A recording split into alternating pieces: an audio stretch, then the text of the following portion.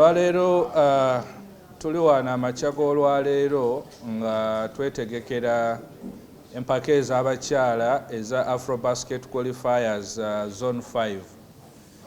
Mu Zone 5 tulinamu ensi nga Uganda, Kenya, Rwanda, Tanzania, Burundi, Ethiopia, Egypt, Djibouti nga z'ensi ezeetaba mu mpaka ez'okusunsulamu ze tuyita preliminaries eza Zone 5 nga twetegekera empaka ez'akamalirizo eza Afrobasket ezigenda okubeera e Rwanda Kigali mu mwezi gw'omusanvu omwaka guno.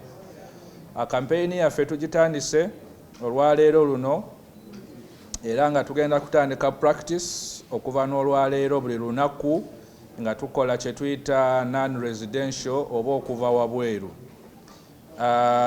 Wanaaba wabulayo wiiki emu okutuuka ku tournament, then tujja kuba ne residential training. Abawala baffe tujja batwala mu camp babeere nga batraininga nga bali mu camp. Tuyise abawala 28 be tugenda okusunsulamu mpaka bwe tunaafuna abawala 15 be tusuubira nti be bajja okweyongerayo bwe tunaatuukira okuyingira residential camp. Era nga tusuubira nti mu abo tetulina gwe tuleseeyo, twagadde tuwe kooki omukisa tuleme kumulondera ttiimu, y'ensonga lwaki tuyisa abazannyi bangi asobole okubalaba abeetegereze then abeere ng'alonda mu ttiimu ye gy'asuubira nti yeeyo. Head coach gwe tuleese kooki Muspaana naye nga akocingira German mu Pro A League naye nga ate era assistant coach wa national team eya Montenegro ey'abakyala, so tusuubira nti alina experience emala okubanga akocinga tiimu yaffe n'okubeera nga atutwala mu maaso okututuusa mu mpaka ez'akamalirizo. Ekimuleesezza si tournament eno yokka, naye tusuubira nti agenda kubeerawo ebbanga ddene okubeera nga atuyambako okuzimba program eya national team eno ey'abakyala okuviira ddala wansi ku baana b'emyaka wansi we 16, 18 okutuukira ddala ku basenior. Eno project ya maaso, project mpanvu gye twagala okuba nga tuzimba okutandika n'olunaku lwaleero era nga tusuubira nti kijja kutambula nga bwe tukyagala. Program gye tulina program kangeze ekyokulabirako ekitono ennyo nga myaka 10 mu maaso, kubanga ffe tetuli ku kiriwo leero nti azze bw'anaalema okwalifayinga ate tumugobe.